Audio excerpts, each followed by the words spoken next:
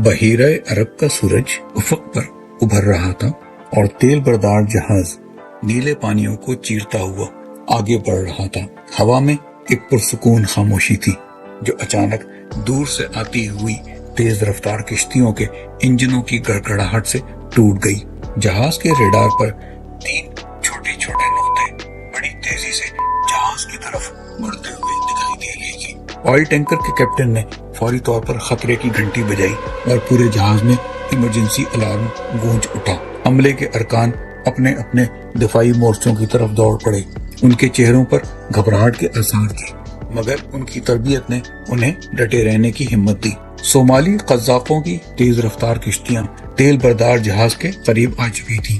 उनमें से कुछ कज़ाकों ने रस्सियों के जरिए जहाज पर चढ़ने की कोशिश शुरू कर दी, मगर इससे पहले कि वो जहाज तक पहुंच पाते, जहाज के मुहाफिजों ने हाई प्रेशर वाटर कैनन चला दिए जो पानी की ताकतवर धारों से कज़ाकों को पीछे धकेलने लगे। जहाज के ऑफ ड्यूटी अमले ने कप्तान के हुक्म से फौरी तौर पर सेफ रूम के तमाम दरवाजे मजबूती से बंद कर दिए। उन्होंने हवा में फ्लेयर्स छोड़े और एक सैटेलाइट डिस्ट्रेस सिग्नल भेजा जो फौरी तौर पर करीब में मौजूद बैनुल अक़वामी बहरी बेड़े तक पहुंच गया। ऑयल टैंकर के कैप्टन ने जहाज की रफ्तार तेज कर दी ताकि जहाज की पैदा करदा लहरों की वजह से कज़ाक अपनी किश्तियों पर कंट्रोल न रख सकें और उनके लिए जहाज पर चढ़ना मुश्किल हो जाए। कुछ ही मिनटों में दूर से बहरी जहाजों के सायरन सुनाई देने लगे। यूरोपीय यूनियन का बहरी जहाज ESPS विक्टोरिया अपने हेलीकॉप्टर के साथ वाकई की जगह पर पहुंच गया। हेलीकॉप्टर ने कज़ाकों की किश्तियों के आगे गोलियां चलाकर उन्हें रोकने की कोशिश की। इसके साथ ही भारतीय बहरिया का जंगी जहाज INS मुंबई भी मैदान में आ गया। उसके बहरी कमांडोज ने कज़ाकों की किश्तियों को घेरे में ले लिया। कज़ाकों ने जब खुद को बैनुल अक़वामी बहरिया के घेरे में पाया तो उन्होंने हथियार डाल दिए। पूरा अमला जहाज के डेक पर जमा हो गया और अपने बचाव पर शुक्र अदा किया। बहरी जहाजों के हेलीकॉप्टर्स ने जहाज के इर्द गिर्द गश्त जारी रखा ताकि कज़ाकों की कोई और किश्ती नजर न आए। सूरज डूबते डूबते बहीरा अरब के पानियों पर एक बार फिर सुकून तारी हो गया। ऑयल टैंकर ने मंजिल मकसूद की जानब अपना सफर दोबारा शुरू कर दिया। इस मौके पर ये सवाल पैदा होता है कि ये कज़ाक हैं कौन और उन्होंने कहां से आकर ये लूटमार शुरू की। तो आइए इसे समझने की कोशिश करते हैं। ये कहानी है सोमालिया के साहिलों पर बसने वाले उन गरीब लोगों की जिन्होंने अपने हाथों में बंदूकें थाम ली और जो बहरी कज़ाक बन गए। सोमालिया के साहिल पर रहने वाले बूढ़े माहीगीर अपने जवानों को बताते हैं कि कभी यहाँ की जिंदगी कितनी पुरसुकून थी। वो दिन गए जब सोमाली माहीगीर अपनी छोटी छोटी किश्तियों में सवार होकर समंदर में जाते थे और मछलियां पकड़कर अपने खानदान का पेट पालते थे। फिर वो दिन आया जब बैनुल अक़वामी माहीगीरी के जहाजों ने सोमाली समंदरी हुदूद में घुसना शुरू कर दिया। ये जहाज जदीद तरीन टेक्नोलॉजी से लैस थे और उन्होंने सोमाली माहीगीरों की रोजी रोटी छीन ली।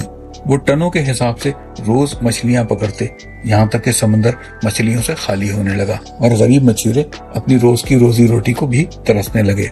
एक सोमाली माहीगीर कहता है कि हमने देखा कि हमारी मछलियां हमसे छीनी जा रही हैं, हमारे बच्चे भूखे मर रहे हैं और हमारे पास कोई चारा नहीं था। फिर एक मुसीबत और आन पड़ी। साल था 2004। सोमालिया के एक छोटे से साहिली गांव में अचानक अजीब वाकयात रूनुमा होने लगे। एक सुबह लोगों ने देखा कि समंदर का पानी अजीब रंगत इख्तियार कर चुका है। पानी में अजीब सी बू आ रही है। लोगों की आंखें जलने लगी। कुछ ही हफ्तों बाद गांव में बीमारियां फूट पड़ी।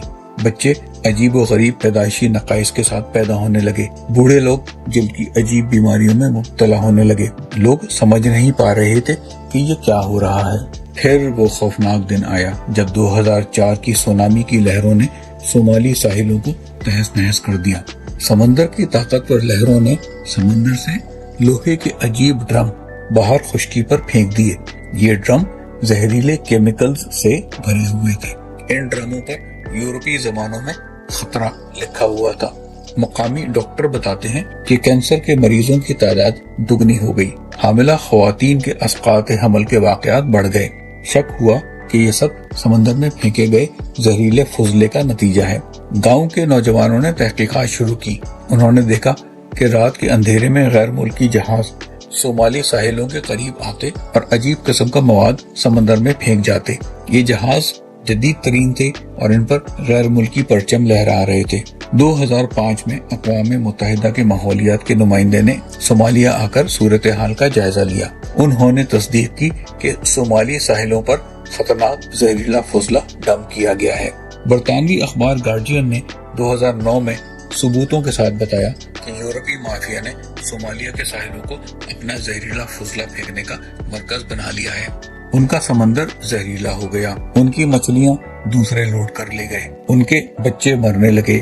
ان کے پاس اب اور کوئی چارہ نہ تھا تو انہوں نے بندوق اٹھا لی۔ ان میں سے کچھ کو اپنی بقا قزاقی میں نظر آئی اور وہ قزاق بن کر جہازوں کو لوٹنے لگے۔ وہ سمندر جو کبھی تجارتی جہازوں کے بھاری انجنوں کی آوازوں سے گونجتا تھا، اب خوف اور عدم تحفظ کے سائے میں ڈوب چکا تھا۔ اب صومالی بحری قزاقوں نے بین الاقوامی سمندری تجارت کو اپنے قبضے میں لینا شروع کر دیا۔ صومالیہ کے ساحلی علاقوں سے اٹھنے والے یہ نوجوان، جن کے پاس کبھی ماہی گیری کی چھوٹی کشتیاں ہوتی تھیں، اب کلاشنکوف اور راکٹ لانچر سے لیس ہو چکے تھے۔ وہ تیز رفتار کشتیوں میں سوار ہو کر بین الاقوامی تجارتی جہازوں کی طرف نکلتے، ان کے عملے کو یرغمال بناتے اور لاکھوں ڈالر کا تاوان وصول کرتے۔ ان کا نشانہ بننے والے جہازوں میں تیل بردار جہاز، کارگو شپس اور یہاں تک کہ مسافر بردار بحری جہاز بھی شامل تھے۔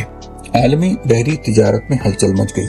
انشورنس کمپنیوں نے بحیرہ عرب کے راستے جانے والے جہازوں کے لیے یہ سمندر وار زون ڈکلیئر کر دیا۔ شپنگ کے اخراجات میں 50% تک کا اضافہ ہو گیا۔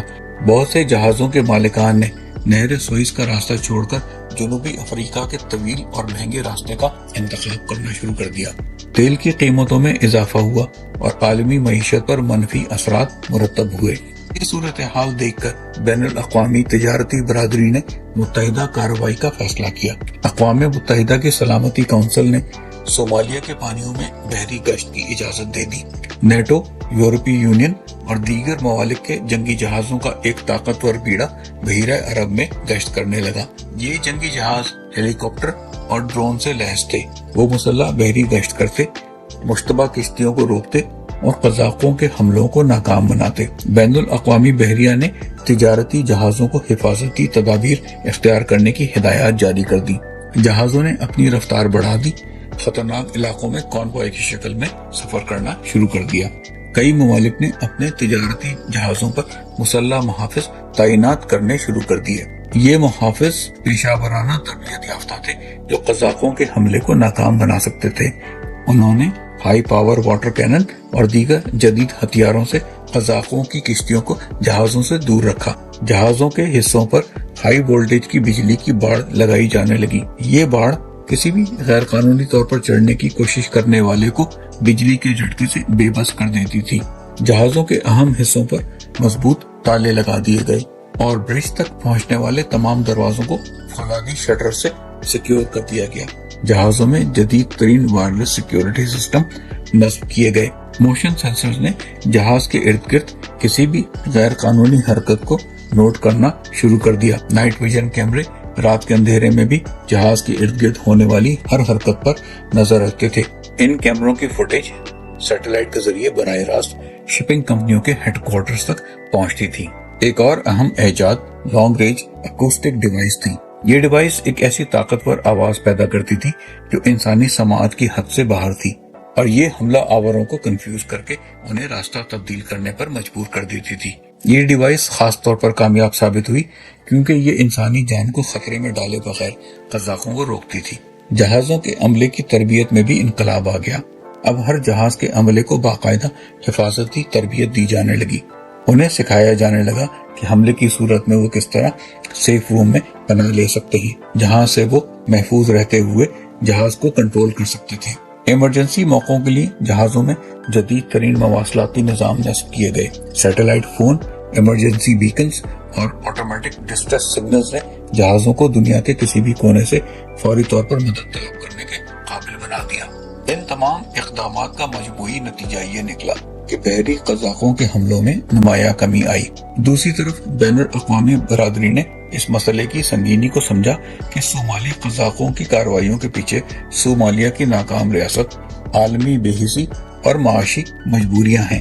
غیر قانونی ماہی گیری، ٹاکسک ویسٹ کی ڈمپنگ اور معاشی بدحالی۔ جب تک ان مسائل کا حل نہیں نکالا جاتا، بحیرہ عرب کی لہریں کہیں دوبارہ سے پھر عدم تحفظ کی کہانی نہ سنانا شروع کر دیں۔